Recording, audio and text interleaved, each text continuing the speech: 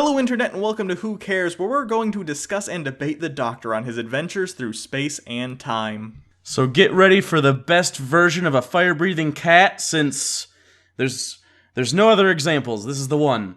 So it's technically the best and the worst.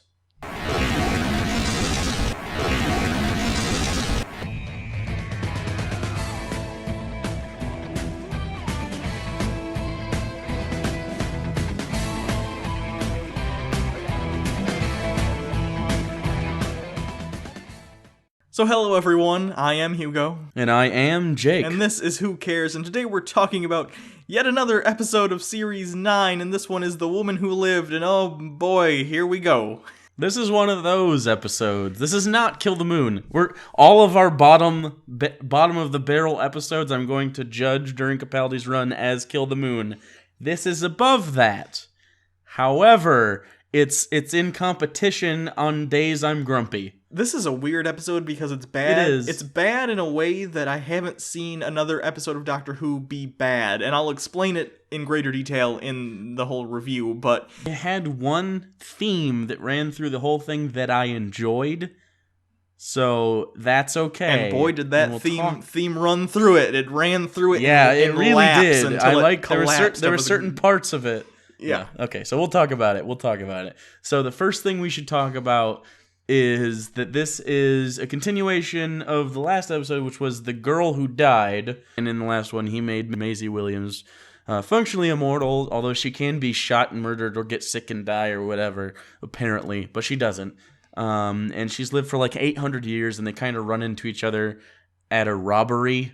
The thing about the robbery scene probably would have been an okay scene, though even without this, it was a pretty weak opener. The voice thing they did, that was weird. They needed to scrap that immediately. There was no way that was going to work. It wasn't even... There's no reason that she needed to do that. It wasn't even funny. It was just weird. It was just like, because it's not like they hid who it was. If they had hidden, like, with a bigger mask, like, who it was, then the Maisie Williams reveal would kind of make more sense. But you're looking at her, and she's wearing basically a Robin Boy Wonder mask, and you're like, that's Maisie fucking Williams, a young woman with a man's voice coming out of it. This just looks silly.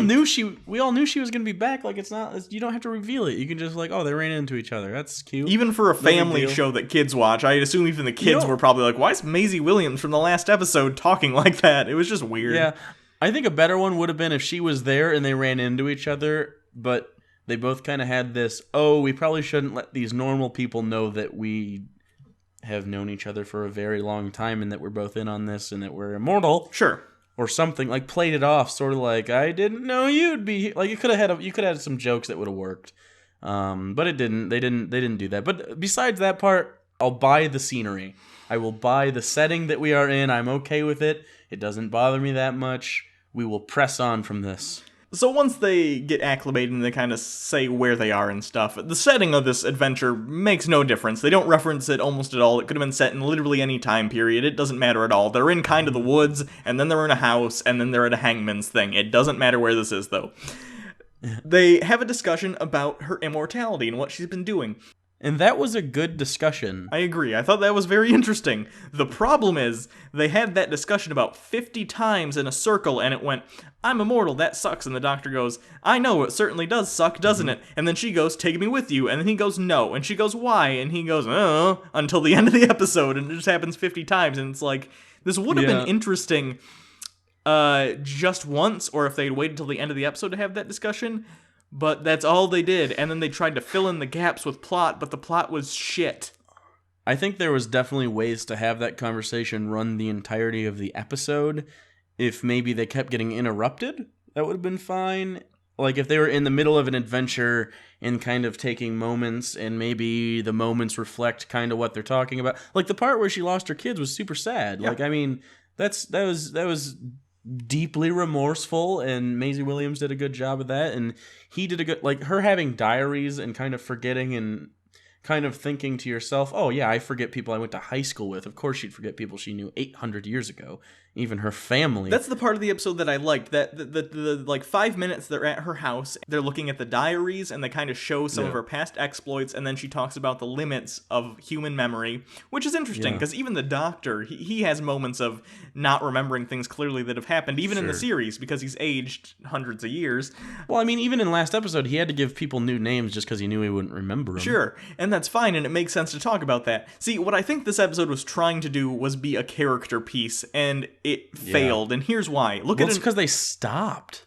They stopped making it a character I know. piece. The problem is, if you look at Listen, which is a very good character piece on the Doctor, but the thing is, they blended an adventure story with the character piece, and it came together at the end. This episode tried to cram character piece things all throughout, and then they tried to fill in cracks in with the plot, but the plot wasn't good, and that's why it didn't work. Yeah, I think what would have been a much better use of the time if you're going to do a character piece is sit down, they run into each other. It could be the robbery scene. It doesn't matter. As long as they run into each other, it can be this setting, because I kind of like the aesthetic of the diaries handwritten in quill or whatever. I like that. Sure. So it's better that it's not like super future or relative present. If they just sat down across a desk from each other and she's passing him different journals that she wants him to read because she wants him to feel guilt. And that would be okay. And then they talk about it, and then it just goes to like a flashback, and we kind of get these 10-minute snippets of different adventures she's been on. And then the Doctor can be there, and you can kind of have this conversational.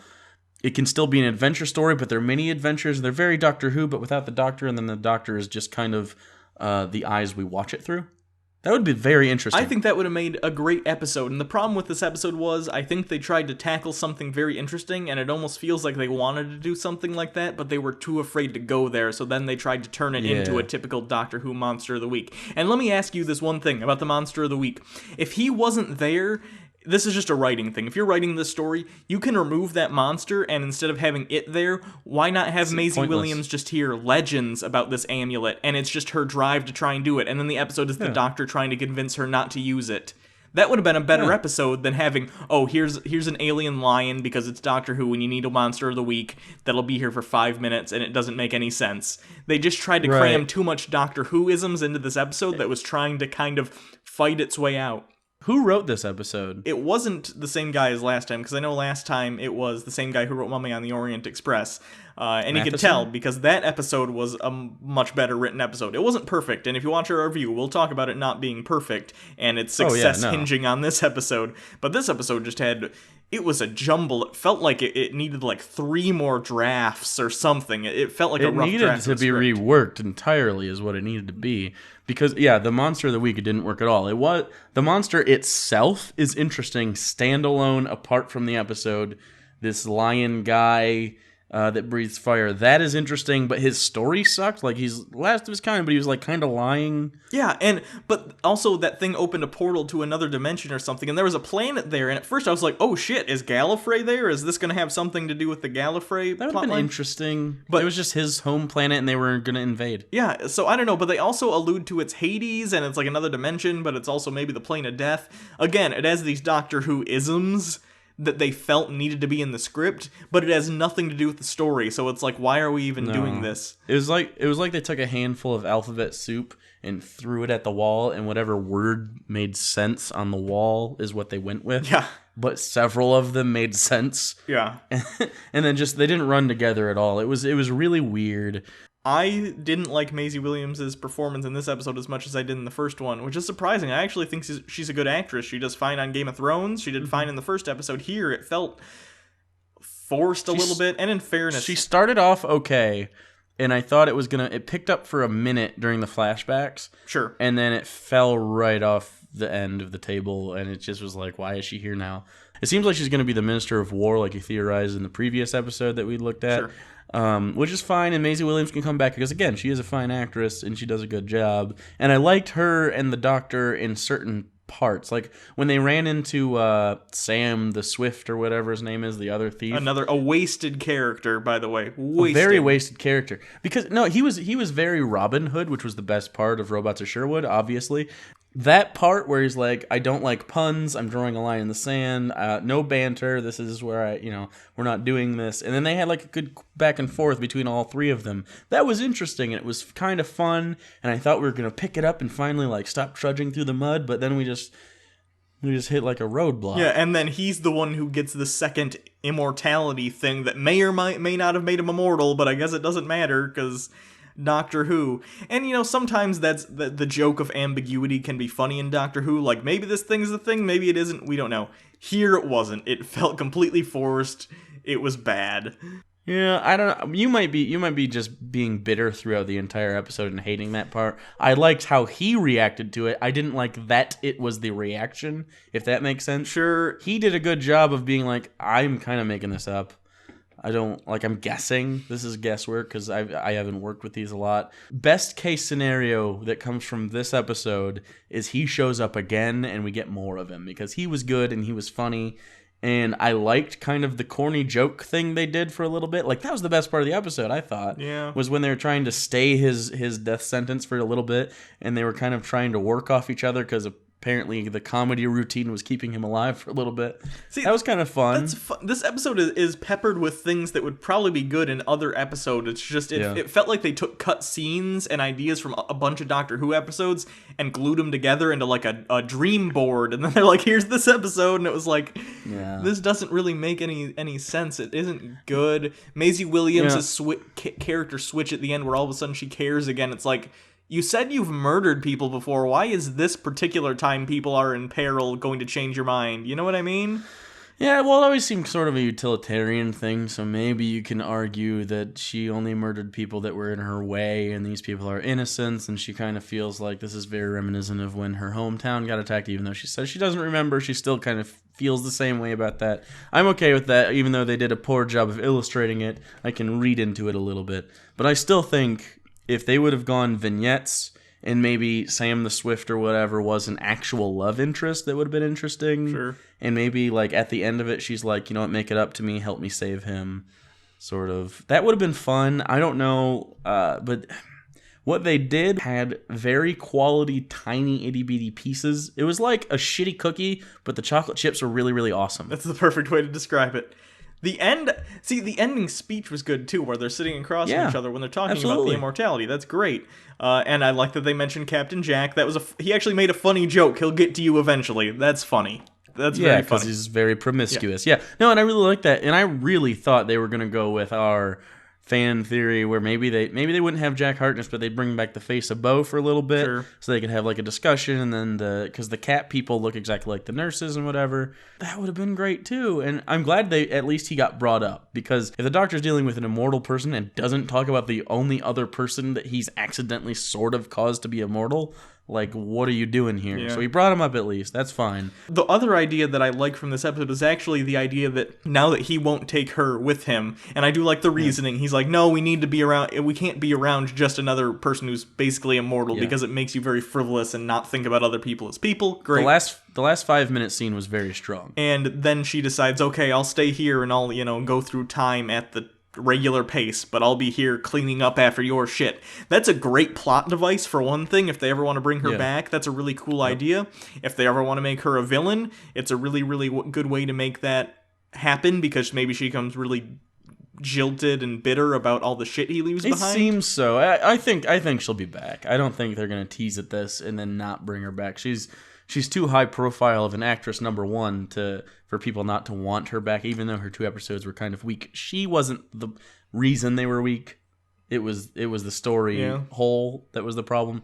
And I think she could make a very interesting villain if they chose to go that route. But I think leaving it open, at least at this point, and maybe in a couple of years or at the end of the season, I don't know how they're going to work it, have her come back sort of like a master. Obviously, she's not at the level of a master, but having some B villains in Doctor Who is very important, because it's pretty much Cyberman Dalek's master. Have some more. Let's get some more going on. I would agree. They really need to bring something else into it, because it's getting a little repetitive. And I get that that's how it's always been. Usually it's a monster of the week, and then they'll create some new villains very occasionally.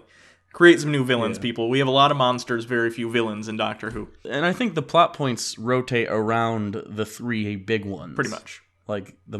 So, I mean, I can't think of the last several endings or beginnings of Doctor Who that haven't had something to do with those at some point. You know what I mean? Yeah. I think that's pretty much it. There wasn't a whole lot to talk about in this episode. There's not a whole lot to talk about. So what happens on the next time, though? Because that looked a little bit interesting. Yeah, I do have a couple things to talk about other than this episode, though. So overall, I would say this episode had some good ideas and a couple minutes good at the beginning and the end, but overall, this is the most filler episode this season by far, and I'm gonna... Oh, yeah. I don't know if I'm ever even gonna watch it again, honestly, because... I might watch it depending on what they do with Maisie Williams in the future. Sure. The ending scene might be important. Maybe. I'm a little afraid that she will keep coming back once or twice a season now, and then she'll become kind of the new River Song, not in the romance sense, but in the sense that it's this quirky female character that comes around and fucks things up every once in a while. I don't know. What a mess of an episode, though. What a bummer. But next time, hopefully, will be better because we have some interesting stuff. We have Osgood returning somehow, even though she died. We have the Zygons returning, and this is going to kind of conclude what happened at the end of the 50th, the whole Zygon-human pact that they made. Which is really interesting, because all we got from Capaldi in the 50th was his brow. Yeah. So, no, that's interesting, though. I really like Osgood, so hopefully something nice works out there, because she's cool. I really enjoy her character. I think the one that died was a Zygon. Maybe, or they'll do the opposite. Maybe the one who lived was the Zygon but prefers to live as Osgood now. If this one's the Zygon, that just ruins my boner for maybe she'll be the new companion. Maybe, I guess. Because if you have a Zygon companion, it's not Osgood. It's anyone you want it to be that week, and I don't want that. See, I think that's actually interesting. If they could have a bunch of guest stars on every week, and that could be the thing, is that companion is a bunch of different people all playing the same role. It's gimmicky. Pretty much Sesame Street is what you do. It's gimmicky, but whatever. Anyway, another bit of Doctor Who news that was announced today. They're making a K9 movie, so we should all... I'm good. I will bail. It was based on the shitty Australian spin-off. Oh, and... There's an Australian spin-off? Yeah, it's in Australia, they made a K9 spin-off. It's bad. It's really bad. And even worse, Omega, who was a very important villain in classic Doctor Who, which is yet to return in New Who yet, and I assume he will come back eventually, but he hasn't. He was one of the founding Time Lords. He was one of the people who invented time travel. He's a huge deal. He's going to be returning in the K9 movie, and K9's going to fight him, so he's going to become a big joke. So I'm glad they're going to ruin Omega.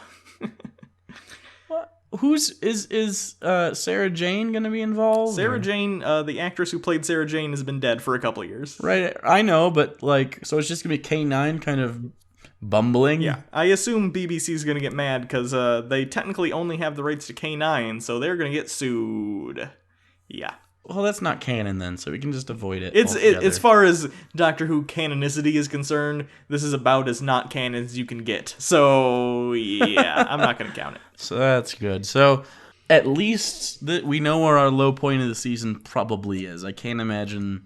The next one, just the preview looks better. I hope this is the low point of the season, because if it continually gets worse, that'd be a bummer. For such a strong opening, the first 4 episodes were so good, and then we get kind of a week 2-parter. If it gets worse from here, what a bummer, because it started off so I still will watch 5, though. Oh, yeah, probably. 5 at least is funny. This episode, I think, even lacked some of the humor that was carrying some of the other stuff. It was really only the Swift guy. He was the only one. So, yeah, I'd give it like a 1.5. A 1.5, really? Out of 5, yeah. I'll give it like a 2.5. I mean, really? I don't know. Because Capaldi, I would put...